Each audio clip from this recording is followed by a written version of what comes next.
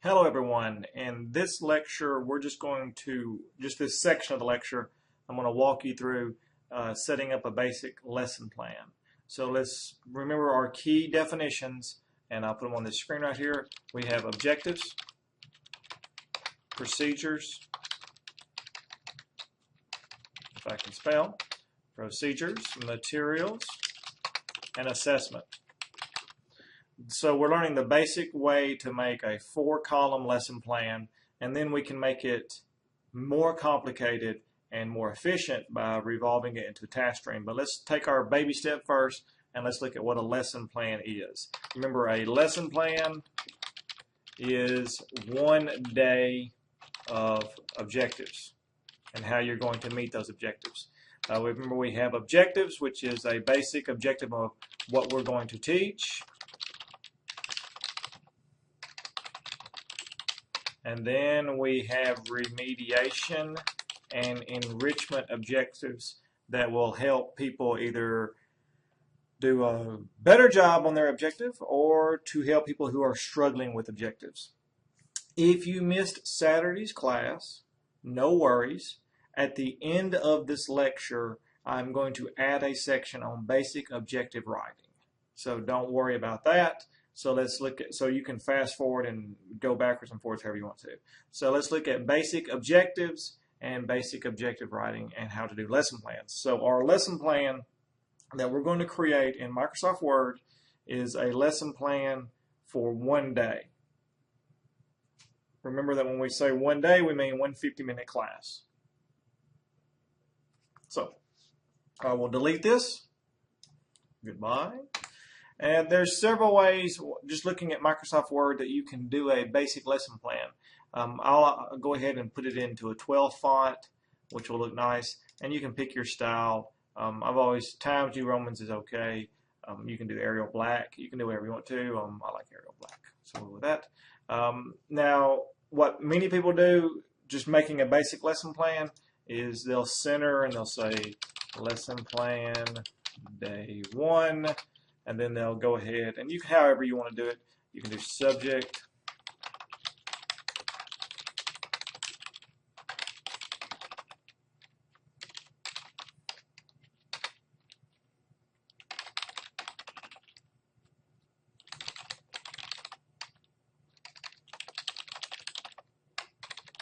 all right, so I'm doing a day 1 of a lesson plan, and the unit is World War II. So the 10-day unit is World War II, and just the 1 lesson plan is from day 1.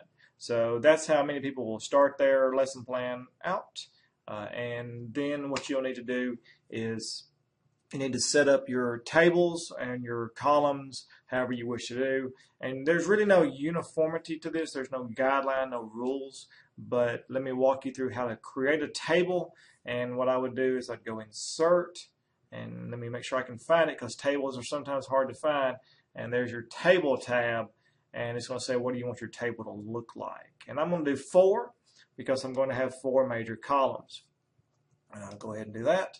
Now you'll notice that this is not giving me much leeway. So with that said, I need to go to page layout, and I'm going to need to change my orientation to landscape. And that's going to give me a little bit bigger one, and then I can spread this out like that. So, and then I'm going to go ahead and highlight and center.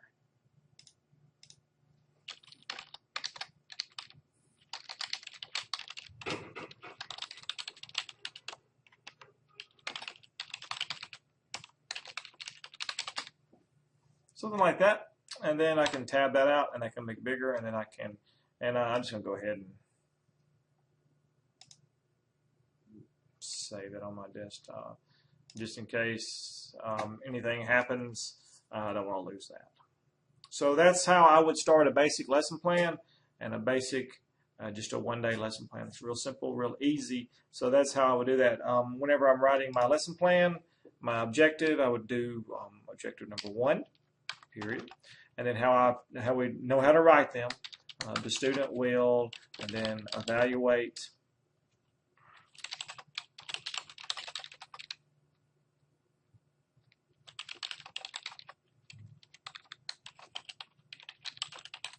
And then you can play around with this and go, okay, you know, that's how I want to do that. So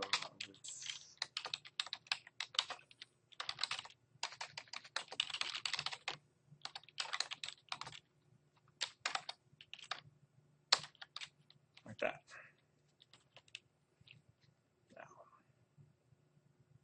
So I've written my lesson plan, and I may want to drop that font down if I want to. And you can play around this however you want to, and you can do it. You can do whatever you want to with this, and that's up to you. And I may want to slide my procedure. That's up to you. You can play around with this however you want to. So as I go through my procedures, so I've got the student will evaluate the causes of the war with the 100% accuracy. This is just like we've taught everyone how to write a lesson plan, and simple, and how to do that really easy. The next thing we have is the procedures. So procedures, what we want to do is we want to go 1, lecture concerning the causes of the war. And then something that many people don't do is go ahead and put the time that it's going to take for that lecture. Then I say handouts, and then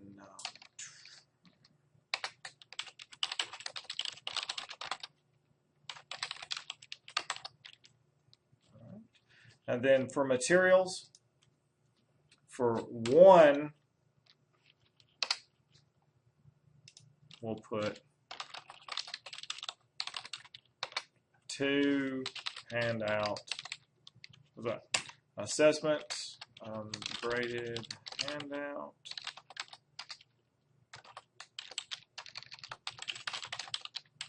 Teacher rubric.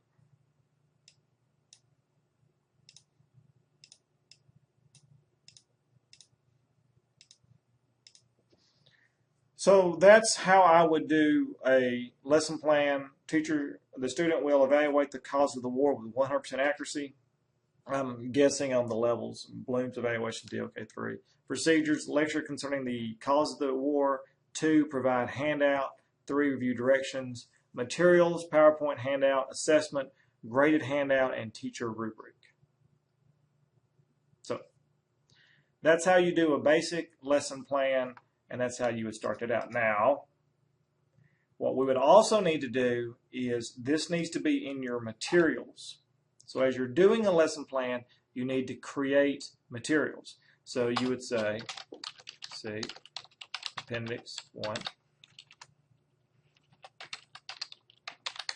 see, Appendix 2,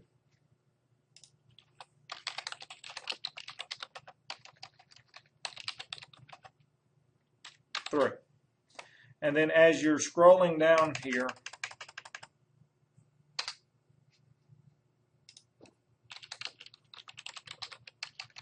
as you can tell, I'm not the greatest speller, but oh well. That's why we have spell check, and that's why the little red line pops up.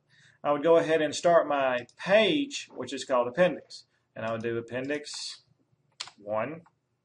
And I know that Appendix 1 will be the PowerPoint. And you want to print off that PowerPoint, or you want to save that PowerPoint and you want to attach this to this. That's up to you. Appendix 2 would be an actual handout that you create for the homework, so you do Appendix 2. And Appendix 3 would be the actual rubric that you're going to use to grade that, and you can create those on your own as well. So what the goal is the certified substitute teacher would walk in and go, okay, 20 minutes on this, 5 minutes on this, boom, boom, see appendix. Appendix is down here. See this now. How would you put a PowerPoint in here? You could put Appendix 1, open, file, attachments. Let's see.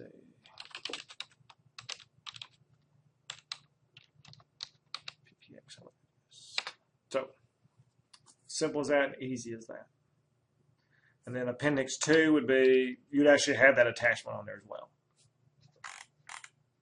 Now, what this leaves us is 2 things that we have not done yet, and we'll see that, and that's going to segue into the next section, which is state, framework, and Common Core. So then what we need to do now is, so there should be no questions about this. It shouldn't be. I mean, it's pretty straightforward, pretty easy. You saw how to do this. And then the next thing, of course, you want to hit enter. Now you'll notice it's done.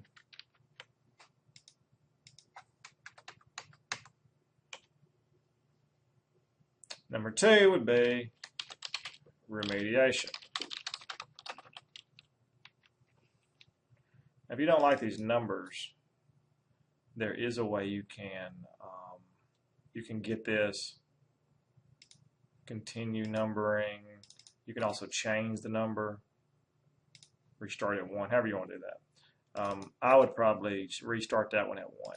You do procedures for that. Just list numberings, continue number set, or you can just delete those. That. And you can set up your own numbering. You could do 1 like that. And that's how you would set up this objective for this whole lesson plan. So your lesson plan in one day would have the basic objective and then the remediation and the enrichment. And then you have all these in appendixes. It's easy. Now the one thing we haven't discussed yet, and we're going to discuss that in the next section, is state framework. So let's look at this one thing right here that I'm going to do. Mississippi framework dash something and Common Core dash something. So let me explain to you what this means when we put this. So we now know what blooms and DOK means from our previous lecture. If you missed the previous lecture, that will be on the back end of this lecture. So you might want to watch that first. And it's going to be titled Writing Objectives. And now let's do a section on what Mississippi Framework and what the CC means.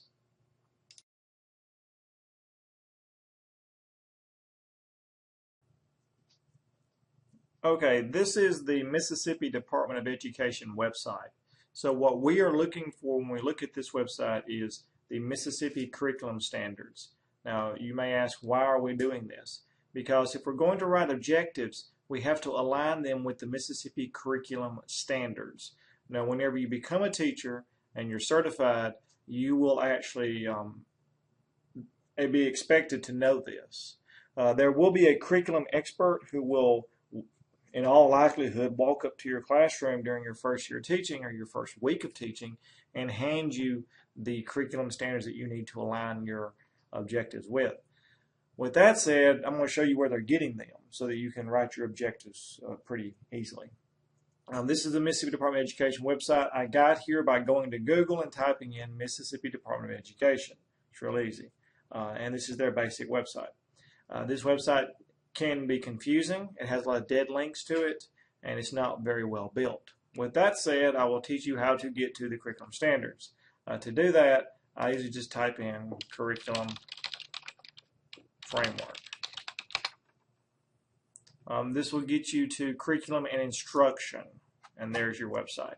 This is the website you would need to go to find your curriculum standards. You'll look to the left, and here's where you find your curriculum area. We have social studies, science, mathematics, all the major areas, English as well. So let's go ahead and click on social studies. We click on social studies, and this is very confusing, but I'll walk you through it. What we have here is the 2011 Mississippi Social Studies Framework.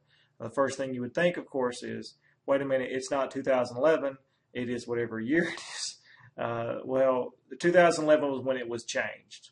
So the 2011 Mississippi Social Studies Framework is the most common and is the most up-to-date. So I would think they would just call it the Mississippi Social Studies Framework, but they put the year, which is very confusing to many people. This is an implementation memo. You do not have to look at that. If you don't want to, you can if you want to. The PowerPoint, and on the bottom, the Civil Rights Education in Mississippi PowerPoint, that's just a PowerPoint that they put on there, and you can look at it if you wish. But this is what you're going to want to look at, and we want to go ahead and download that. Now, as you're downloading it, you'll see it pops up. and it has the most fantastic clip art I've ever seen in the history of the world. This is pretty basic. It looks like they've just pulled some clip art out of Microsoft Word, and let's put a judge here and let's put a tree here. So let me walk you through what you're seeing when you look at the Mississippi Social Studies Framework. And you can do this with any and all other areas. As we scroll down, you'll see the 2011 Mississippi Social Studies Framework, and it was approved in 2010. So I don't understand that either, that it's approved in 2010. So let's keep going. As you scroll down, you see acknowledgments, you see a table of contents. You can kind of skip over all of this, and this page right here is just a description of what you're seeing when you read it. So you really can kind of skip this, and this is the really one true thing that it has that is really good. Starting on page 14 of all the frameworks, starting on whatever page on all the frameworks, they start in chronological order. So you can begin, you can go, okay, kindergarten social studies. Well, after this, first grade and second grade, and then as you scroll down, you get to the higher grades. And we get to 11th grade, and we get to areas such as that. So this is, let's get through world geography, let's get through world history, which is 10th grade, and let's get to the 11th grade. And here's my U.S. history from post-Reconstruction to present. So all of the lesson plans and all of the unit plans that you'll be creating will need to be aligned with the Mississippi State Framework, MSF.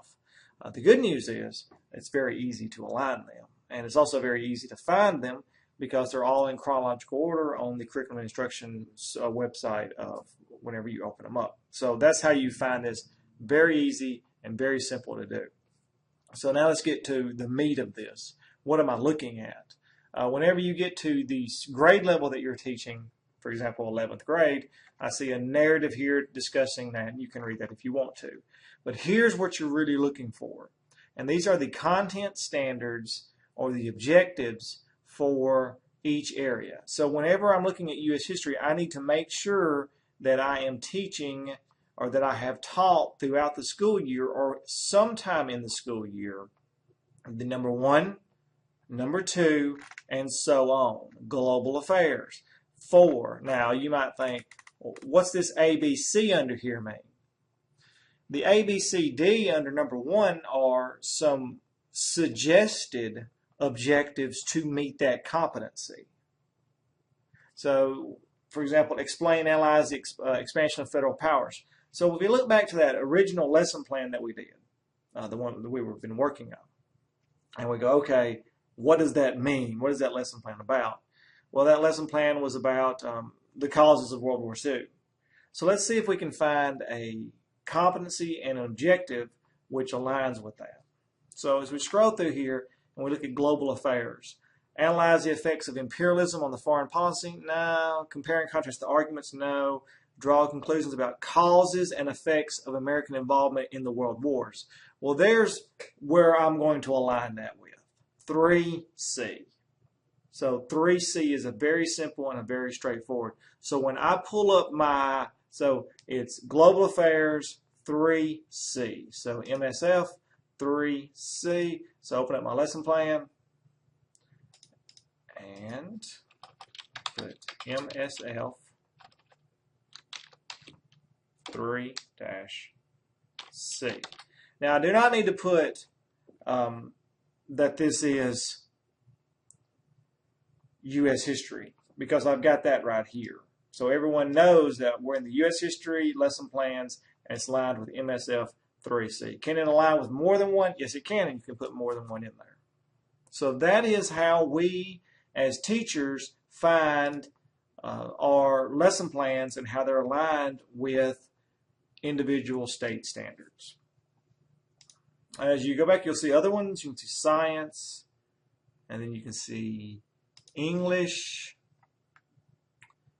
Now, English and mathematics is a complete different discussion. English and mathematics are Common Core.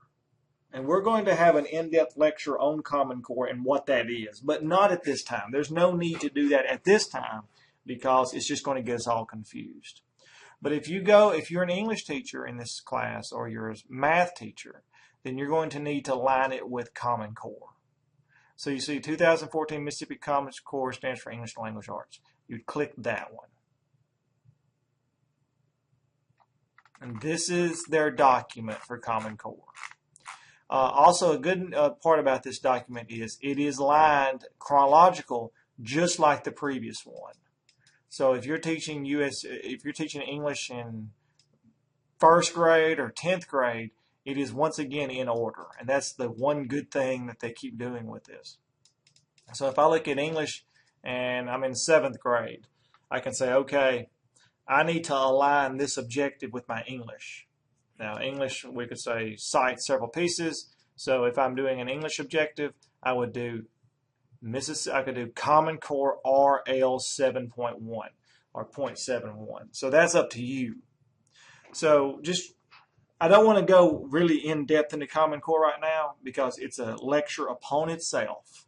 And it's good. Implementation is kind of the gray area. But just be advised that if you are mathematics or if you are English, then you're going to be directed to these Common Core. If you're drama, advanced planning, you can find all these in here. You're just going to have to dig deep. Like PE, physical education, once again, we have a document here. And it looks the same as all the other ones. As you scroll down, you see grade 2, and then you have all of these objectives. You just need to make sure you align all of these with this. So if I'm doing an objective for PE, then I could, and as for grade 6, then I would say, okay, it's objective number 2. So that's how we align everything with the Mississippi framework. That is what Mississippi framework means. The only word of caution I would say is the website is a little bit confusing. And whenever you, like for example, if you click on mathematics, you would expect the mathematics framework to be available. But as we scroll down, we go, okay, whoa, man, what is this all about? We've got a strategic plan. I've got college readiness standards. So which one am I looking for? Well, you're going to have to wade through here and find it. But for math, obviously, I would say 2014 Mississippi College and Career Readiness Standards. I'd click on that one and then see where it's going to take me. And that looks just like the document I'm going to need. I've got Algebra 1 here, and I've got that. That's the only negative I have about this website is you can get lost. It looks like they've just poured a lot of links in here. But if I'm just beat a dead horse, if I'm science, okay, I've got 2010 Mississippi Science Framework. And the rest of these looks like they just added stuff. Email science specialist. Let's just do that from right there. So if I click on this one and I open it up, it looks, okay, now we're into what is this about? Well, it's not this. 2010 Science Framework, it's going to be that one.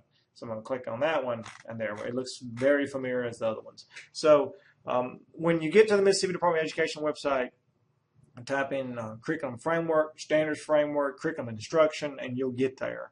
But be wary that the website, take your time on clicking. And if you get lost, you can send me an email, and I can walk you through how to do that.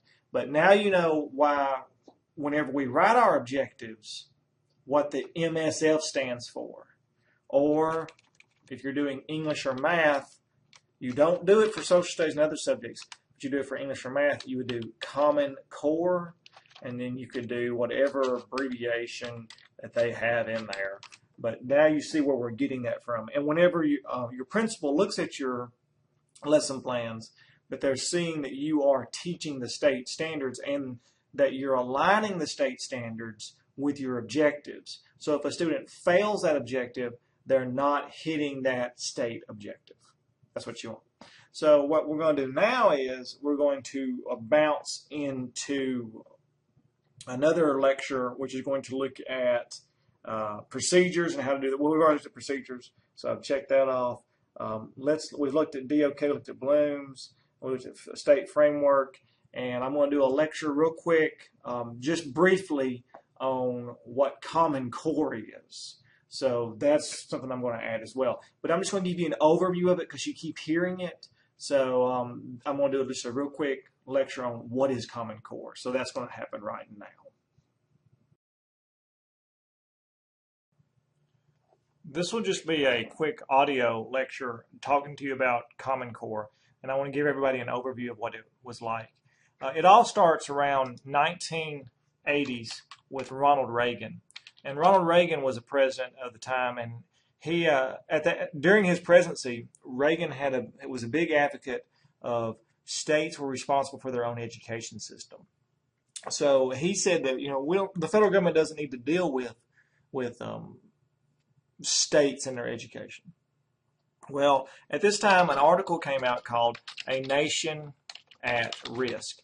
And in that report, there was a discussion that said that the United States as a whole was behind the other nations when we compared our students with international students. So Ronald Reagan was kind of forced to do something about that. So he does a press conference and he says that we're going to really start stressing math and science again, and then kind of walks away. But what the big deal is, the National Governors Association, they meet all the time, mainly once a year or twice a year, and they meet and they discuss how they're going to have agendas for education and what they're going to do with that. So the governors at the time, Texas, Florida, Arkansas, all the different governors, they're meeting and they're saying, we've got this Nation at Risk article that's hurting our business. That's hurting people coming here and opening up jobs. So we have some concerns about that. So the importance of this is the National Governors Association is tomorrow's leaders. So governors of Texas, Bush, governor of Arkansas, Clinton, and all the other major leaders, they start talking about, well, we need to have an education agenda. Well, by the time the 1990s happened, we have Bill Clinton's Goals 2000.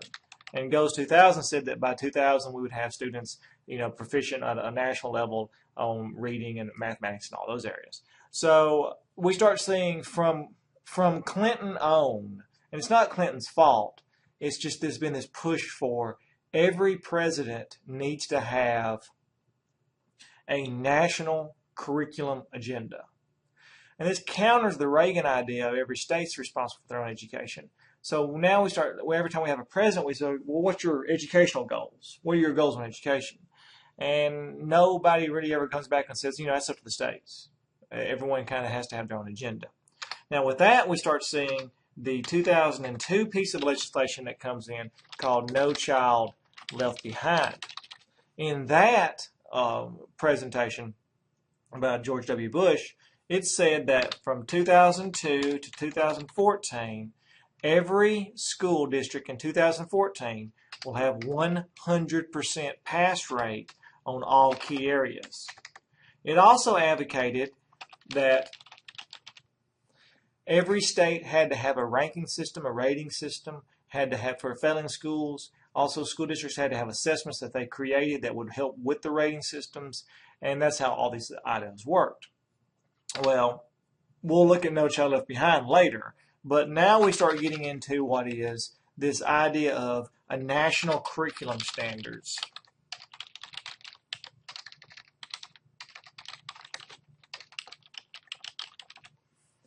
In the early 1990s, also under Clinton, the Senate tried to pass a resolution for national social studies standards.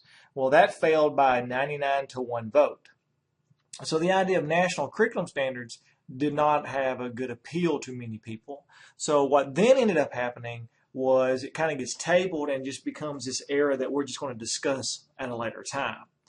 Well, around 2006, it reemerged in this idea of having common cores, common core standards that would be uniform and would get everyone ready for a successful life as well as a successful college career. And that's what Common Core becomes. So we start seeing a lot of the private sector stressing the need for Common Core national standards. And several standards were developed, and one was in English and one was in mathematics. And these standards look something like this. These are the National Common Core standards for English, and you can Google Common Core English and you'll see them. They're all over the place. But for example, in kindergarten under reading, students will be able to know and apply grade level phonics. And now, Common Core is actually really good. Common Core gives a national and a natural progression from kindergarten to 12th grade, which will lead you to college. Unlike our Mississippi State framework, which has 1, 2, 3A and all that stuff, those things really do not seem connected to the next standards. The U.S. history standards do not seem connected to the world history standards. But with Common Core, all the standards on each grade level lead up into a progression, which will lead you to college. So the Common Core standards was a good idea. The implementation's kind of in a scary way. And let's talk about how that happened. What happened with the Common Core standards was, well, they were created, and then someone said, well, how are we going to get, the federal government's going to have to get people to want to do this. So our president at the time, President Obama, argues for this idea of race to the top, not race for the top, it's race to the top. And this grant, this was a grant open to anybody in the United States, any state, and they could receive $450 million or $300 million, depending on your proposal. And so what they said is, if you're doing all these key elements, such as a national curriculum, a merit pay rating system for teachers, and all these different elements, then you could apply for these grants. Well, of the 50 states, some states applied for it and some states did not. Mississippi did not apply for it. However, the states that did get it after several rounds of selection process received a large amount of money. Well, the problem with that is now any state that wants to do a federal grant is going to need to align with Race to the Top grants. So the state of Mississippi and the state of all the other states were like, okay, we didn't get the funding then, but now we see the writing on the wall. If we want to be considered for future federal grants, then we need to have a national Common Core curriculum. We need to have merit pay rating systems. We need to have all these things. So that's how the federal government is able to mandate what each state can do in education. They can offer them the power of the purse, which is money. If you want to do No Child Left Behind, we'll give you X amount of money. If you want to do Race to the Top, you need to have Common Core. So that is why Mississippi has adopted Common Core, is because we're wanting the future for the Race to the Top grant part 2, if it's offered, along with all the other federal grants that come out as well. So that's just kind of a basic history of Common Core without going all the way through it, and we can look at that at a later time. We also just kind of skimmed No Child Left Behind. There's another lecture that's going to go all the way through that. But I just want to give you an idea of what Common Core is. If you'll remember, whenever you put in your materials column, you could put PowerPoint. But I also like to tell everybody about a website called Prezi. And Prezi is a little bit better than PowerPoint. Well, it's a lot better than PowerPoint because it has several features. One thing is it's free. So keep that in mind whenever you look at Prezi. When you log into Prezi, it may ask you about paying something, but just keep in mind that there's a free section to Prezi, and you don't have to pay for anything if you do that. Now, if you do want to pay for Prezi, which is up to you, you can do what's called Prezi Pro, and this is what it does. Well, when you have free, your presentations will be publicly visible. It's $0 a month. And any time you make a Prezi, it's open to everybody. When you go with, you can do $10 a month, $20 a month, and all that. With Pro, you can make presentations private. You can edit them offline and all that. But that's really up to you. I do the free one. I don't do the public or the Pro. So that's up to you, but I always do the free one. So this is what you get with Prezi. And I kind of encourage everybody to just play around with it because it's quite fun. So let's just dive into it, and you can play around with it, and you don't have to worry about doing PowerPoints. Now, the reason we get away from PowerPoints is because PowerPoints are kind of boring. PowerPoints have been done since the late 90s. Everyone's used PowerPoints. Everybody's seen the slide transitions and how they work. and there's really nothing new to it. So let's just look at Prezi as an example. What you do when you go to Prezi is you just go ahead and start a presentation. And when you go into Prezi, it looks like this. You'll see the little blue circle, and it's loading. And what Prezi is it's a huge whiteboard. That's all it is. And it's going to say, what do you want to do? How do you want this to look? So this is where you might get kind of like, wow, I'm a little confused. Well, you can just do right here, start blank Prezi. You can click that. And it's going to actually start you a blank Prezi. Now, the thing about Prezi is giving you all these little hints. You don't have to worry about those. You can X these out. They're trying to make Prezi user-friendly, encourage people to use it. It's so nice, though. What Prezi is, I'm going to use my mouse wheel on this one, is you can zoom out. It's a huge whiteboard. That's all it is. Prezi is a huge whiteboard. And whatever you put on Prezi, like I can put hello class, and I can go over here, my name is Rattler. So I've put this all over this whiteboard, and I go, okay, well, what am I going to do with this? Well, let's see. Well, that doesn't look fun, does it? So what we need to do is need to do a path. So I go edit path. 1, 2, 3. Over here's my path that I've got. So I'm going to delete that one. I'm going to delete that circle too. All right. So now we go to my present button. Hello class. My name is Rattler. Simple as that. So what I've done is I've set my path on how I want to do that. And simple as that. So that's all Prezi is. Prezi is a huge whiteboard, and you set the path. So when you look at Prezi, and that's something I want everybody to just play around with. Don't worry about doing PowerPoints. Just do that. So I'll give you an example. Let's go to, let's see. I'm going to go to Google, and I'm going to go to Images, and let me type in world map. All right, so I found the world map. I'm going to copy it, copy the image, and I go back to my Prezi, and I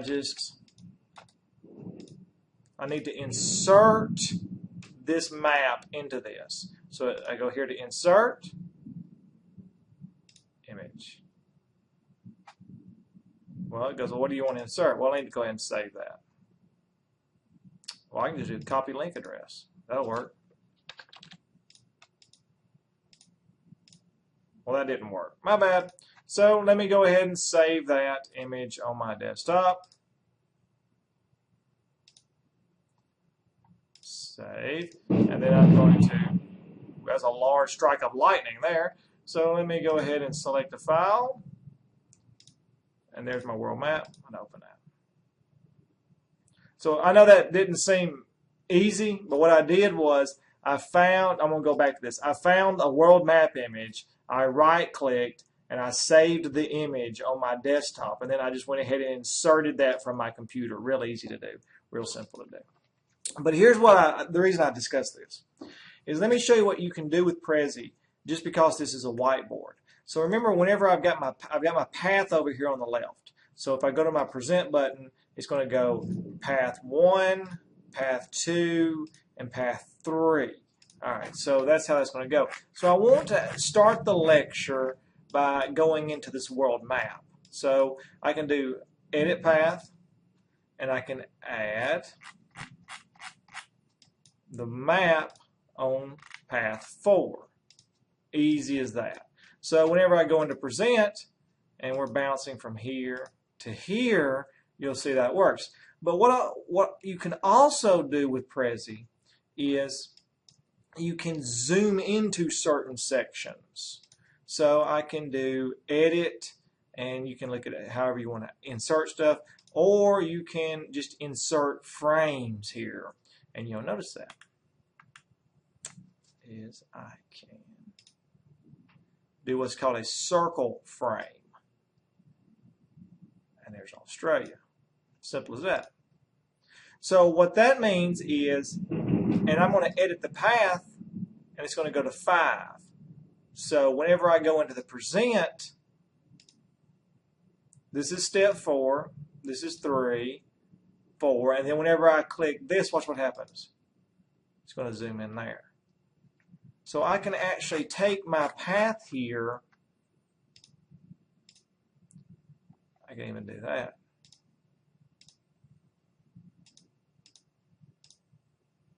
So the way that's going to look is I'm going to be teaching my class. I go Ratliff. My name is Ratliff. I go to the map. I then zoom in to Australia, and then I can zoom out.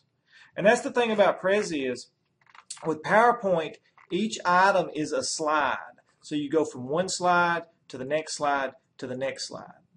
Well, with Prezi, everything is on a whiteboard.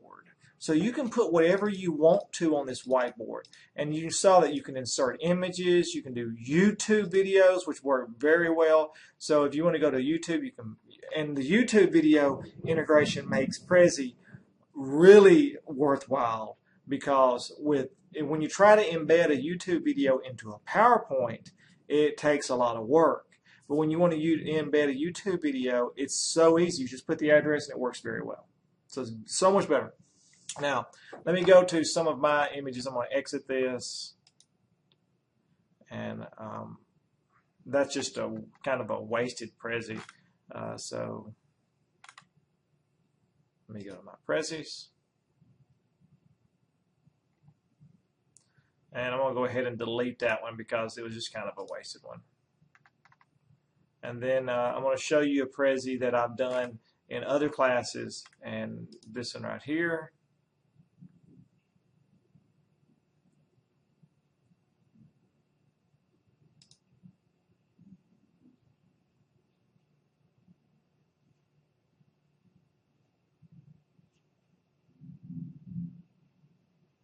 So this Prezi is a Prezi that I've done on legal issues in education. And if you notice, if I go to the present button, it's going to go from icon to icon.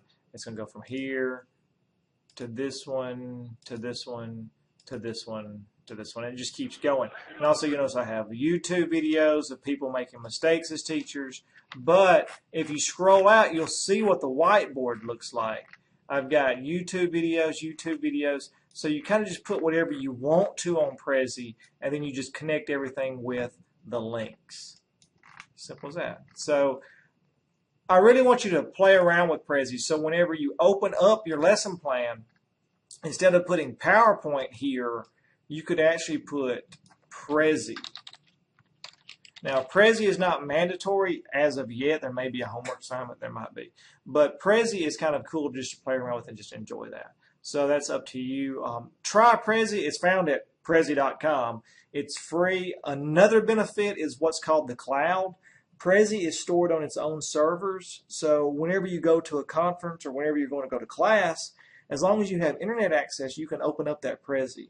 That's also a selling point of Prezi, is that you can open it up wherever you want to. You don't have to bring your laptop everywhere. So you may want to play around with Prezi, but that's what Prezi is. And I definitely wanted to show you that.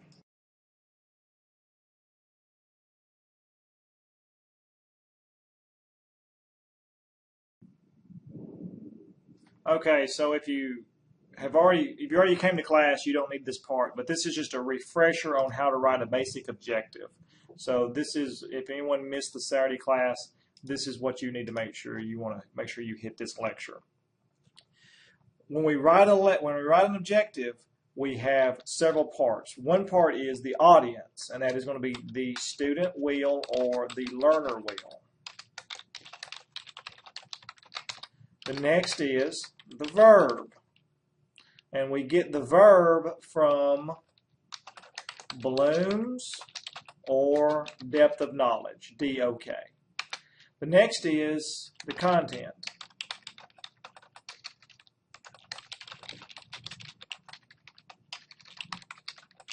And then finally, the level of mastery.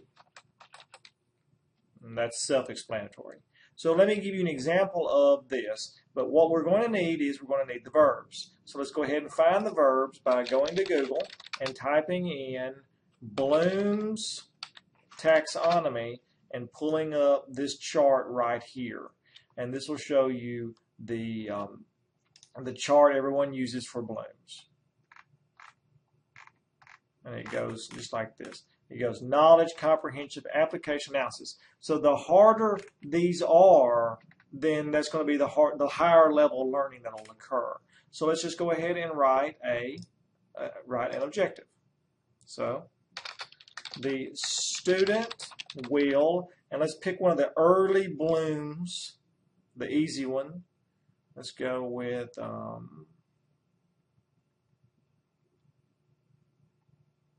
recall. The student will recall. And so that's my verb. So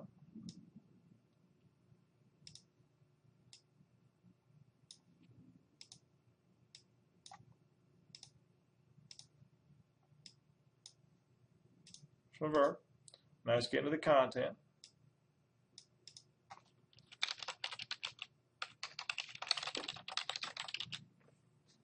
So my content is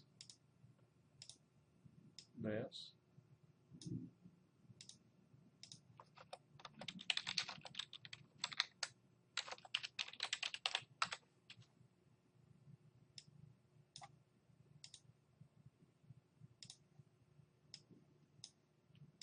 All right, so I've got the student will, that's my audience, recall, which is my verb, the cause of the Civil War with 100% accuracy.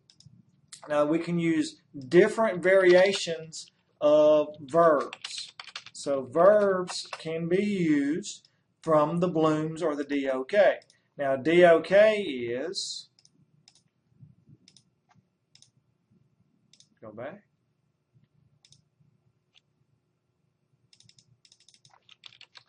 Depth of knowledge. Then you'll see this chart that looks like this.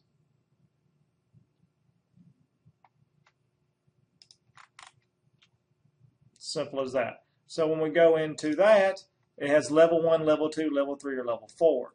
So at the end of this, I would go Bloom's knowledge, because that's the knowledge level, DOK 1. So I have identified that my verb is Bloom's knowledge. So my verbs can be, they come from Bloom's and DOK.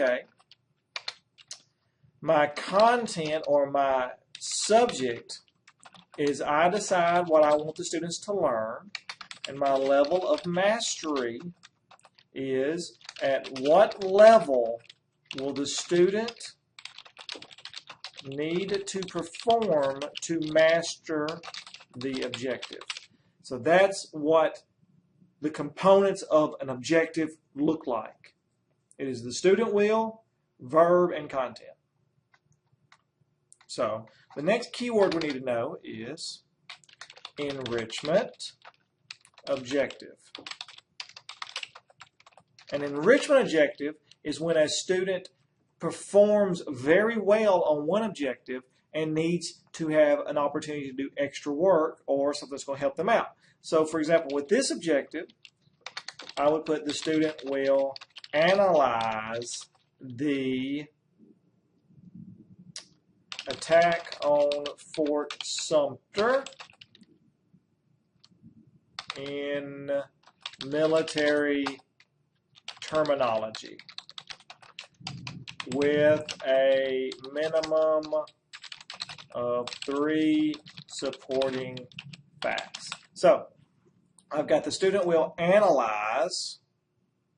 So if I go to Bloom's, I may see that that's going to be Bloom's analysis, and that'll be DOK 3.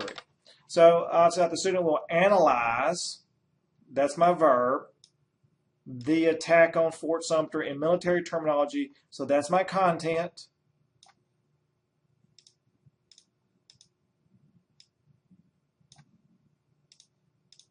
With a minimum of 3 supporting facts. That's my level of mastery.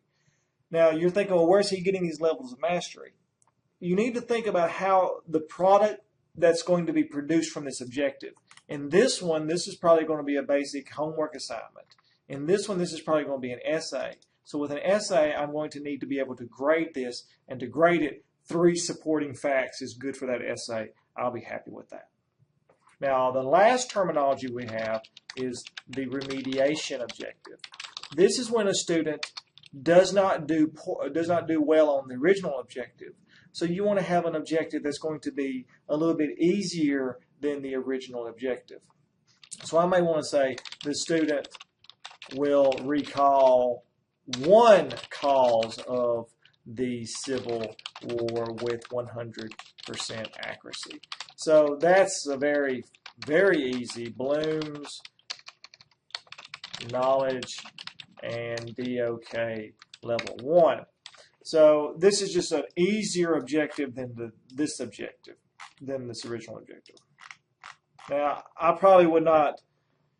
You don't want to just make the original objective even easier, but you may want to. But also, you could say the student will recall will describe the Missouri Compromise with a minimum of 3 supporting facts. Now, that is a harder objective on the terminology than the recall. But the Missouri Compromise was on a previous unit, and that is also one of the causes of the Civil War, one of the biggest causes of the Civil War. So to go back and make sure we know what we're talking about here, when you're writing an objective, you need to make sure you have these key components to it: the student will, the verb, the content, and the level of mastery.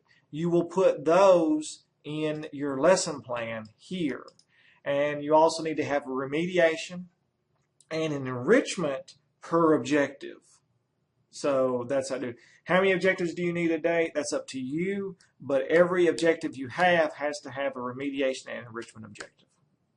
So that's what's taught us. That's just basic lesson plan writing, and that's what we expanded on.